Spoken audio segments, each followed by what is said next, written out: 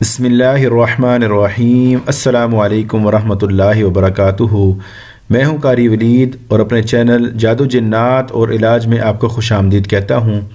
آج جس ٹاپک پر میں بات کروں گا وہ ہے بے خوابی کی اقسام اور اس کا علاج۔ ناظرین کرام، اپنے ویڈیو کو شروع کرنے سے پہلے میں آپ احباب سے گزارش کرتا ہوں کہ جو احباب میرے چینل پر نئے ہیں یا جنہوں نے ابھی تک میرے چینل کو سبسکرائب نہیں کیا، پہلے وہ لال بٹن کو دبا کر چینل کو سبسکرائب کر لیں اور چینل کو سبسکرائب کرنے کے ساتھ جو بیل آئیکن ہے اس کو ضرور پریس کریں تاکہ جیسے ہی کوئی نئی ویڈیو اپلوڈ کی جائے تو یوٹیوب کی طرف سے آپ کو نوٹیفیکیشن آ جائے۔ تو اپنا اور آپ کا قیمتی وقت ضائع کیے بغیر میں اپنے ٹاپک کی طرف آتا ہوں، جو کہ ہے بے خوابی کی اقسام اور اس کا علاج۔ ناظرین کرام، رات کے وقت نیند کی حالت میں بار بار بے خوابی کی کیفیت طاری ہوتی ہے، یا پھر مریض سونے کی طاقت نہیں رکھتا، یا اتنی مدت سونے پر قادر نہیں رہتا جتنا اس کو سونا چاہیے۔ اب بے خوابی کی بھی دو قسمیں ہیں۔ ان میں سے پہلی قسم بے خوابی ایسے انسان پر طاری ہوتی ہے جو نہ تو بیمار ہوتا ہے، نہ ہی اس سے کوئی تھکاوٹ ہوتی ہے، نہ ہی وہ پریشان ہوتا ہے۔ ایسی بے خوابی شیطان کے زیر اثر ہوتی ہے، کیونکہ انسان کو بے خوابی میں مبتلا کر دیتا ہے۔ اس قسم کا علاج مسنون دم کے ذریعے ہوتا ہے۔ جو مریض ایسی بے خوابی میں مبتلا ہو اس کو یہ دعا کثرت سے پڑھنی چاہیے۔ وہ دعا یہ ہے: اعوذ بکلمات اللہ التامات من غضبہ وعقابہ وشر عبادہ ومن ہمزات الشیاطین وان یحضرون۔ دوبارہ سنیں: اعوذ بکلمات اللہ التامات من غضبہ وعقابہ وشر عبادہ ومن ہمزات الشیاطین وان یحضرون۔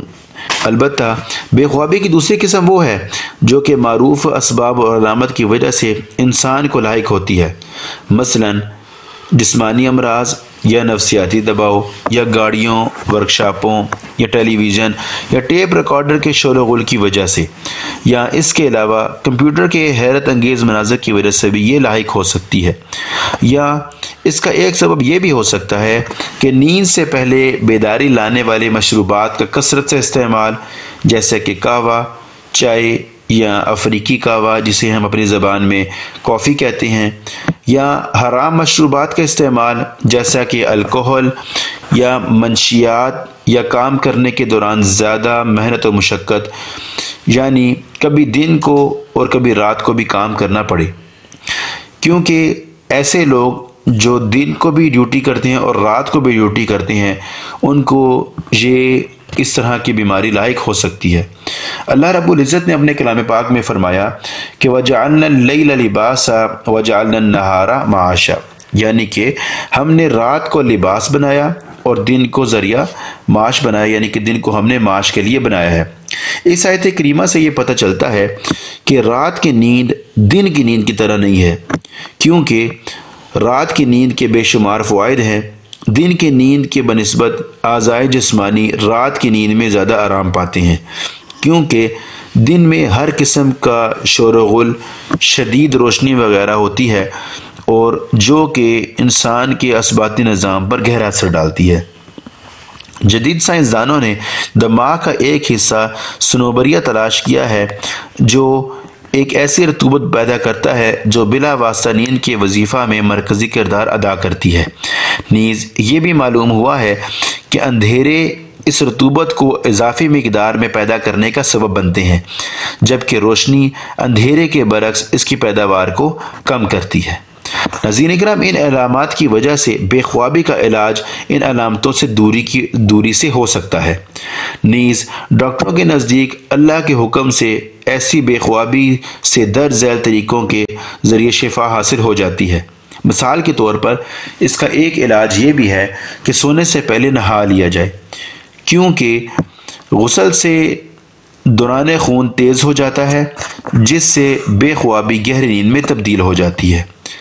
دوسرا علاج یہ ہے کہ بے خوابی کا جو مریض ہے وہ سونے سے پہلے 1 پیالہ گرم دودھ کا پی لے۔ تیسرا علاج، گرم دودھ میں سفید شہد یعنی کہ صاف شہد کا 1 چمچہ ڈال کر اس کے ساتھ آدھا لیمو نچوڑ کر پی لے، تو اس سے بھی اس کا افاقہ ہوگا۔ چوتھا علاج یہ ہے کہ بعض ڈاکٹر ظہر کے بعد ایک گولی وٹامن B4 لینے کی نصیحت بھی کرتے ہیں۔ اس کا پانچواں علاج یہ ہے کہ جو کھانا ہے، یعنی کہ جب انسان کا معدہ وہ کھانے سے بھرا ہوا ہو تو سونے سے پہلے بستر پر نہ جائے، بلکہ رات کا کھانا سونے سے کم از کم 3 گھنٹے پہلے کھانا چاہیے۔ اس کا 6واں علاج یہ بھی ہے کہ گرمی یا ٹھنڈک حاصل کرنے میں اسراف سے کام نہ لیا جائے۔ نیز سونے کے لیے کمرے کا درجہ حرارت وہ معتدل ہونا چاہیے۔ ناظرین کرام، بے خوابی کا دوسرا سبب عادتاً یہ دوائی لینا ہے۔ ان میں سے پہلی دوائی ریزرپائزین ہے، دوسری بیٹا بلوکس ہے، تیسری لیوڈوپا ہے اور چوتھی بے سکونی کی ادویات کو لینا ہے۔ پانچویں بے سکونی والی دواؤں کا استعمال اچانک سے چھوڑ دینا ہے، جیسے پالیوم وغیرہ۔ بے خوابی کا تیسرا سبب رات کو ڈرنا ہے۔ یہ ڈر گھبراہٹ کی وجہ سے ہوتا ہے۔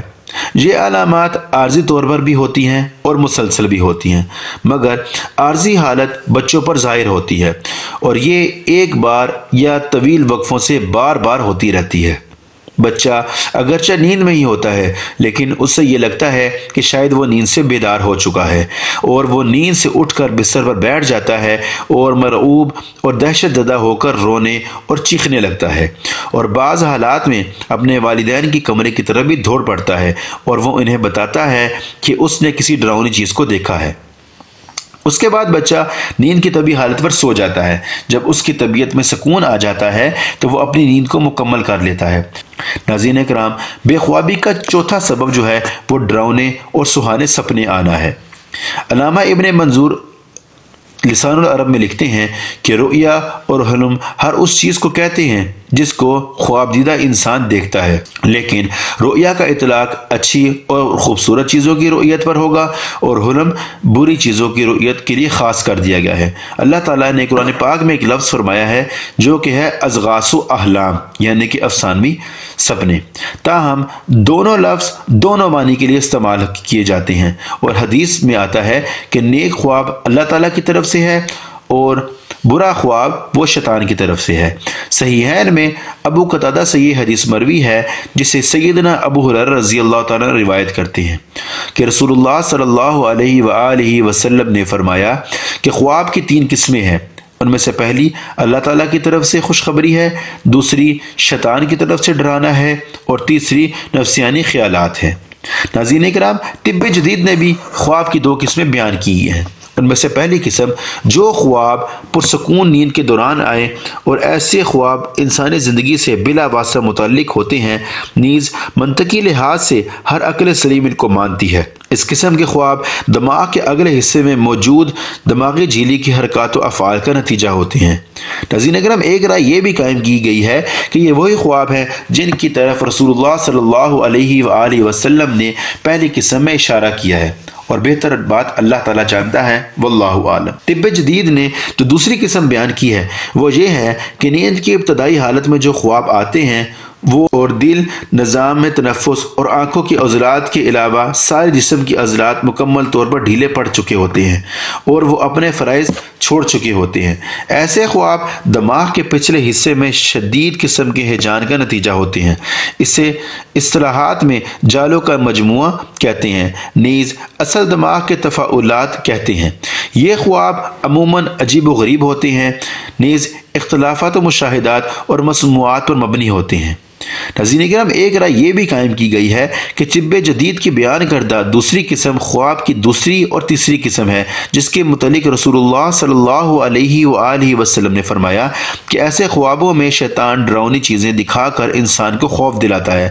مثلا مختلف درندے جیسا کہ کتے یا اژدہا دیکھتا ہے، یا انسان اپنے آپ کو خطرناک رستے پر چلتا ہوا پائے، یا ڈراؤنی اشکال وغیرہ انسان، بھوت یا انسان دیکھتا ہے۔ جیسا کہ صحیح مسلم میں جابر رضی اللہ تعالیٰ سے روایت ہے کہ ایک دیہاتی نے آ کر رسول اللہ صلی اللہ علیہ وآلہ وسلم کو بتایا کہ اس نے خواب میں دیکھا ہے کہ اس کا سر کٹ گیا ہے اور وہ اس کے پیچھے پیچھے جا رہا ہے۔ تو آپ صلی اللہ علیہ وآلہ وسلم نے اسے فرمایا کہ اگر خواب میں شیطان تیرے ساتھ کھیلے تو اس کی خبر کسی کو بھی مت دے، اور مسلم ہی میں ایک اور روایت موجود ہے کہ آپ صلی اللہ علیہ وآلہ وسلم نے فرمایا کہ جب شیطان خواب میں تمہارے ساتھ کھیل کود کرے تو اس کی خبر لوگوں کو مت دو، لہٰذا جب کوئی آدمی اپنے خواب میں ایسے ریچھ دیکھے، ایسے درندے دیکھے جو اس کو چیر پھاڑنا چاہتے ہیں، اور وہ ڈراؤنی اشکال دیکھتا ہے، یا وہ یہ دیکھے کہ وہ بلندی سے نیچے گرنے والا ہے، تو اس طرح کے عام خواب اس چیز کی دلیل ہوتے ہیں کہ اس پر کسی جن نے قبضہ کیا ہوا ہے اور وہ اس کے ساتھ کھیل رہا ہے، اور ایسی حالت کا علاج قرآنی دم کے ساتھ کیا جا سکتا ہے۔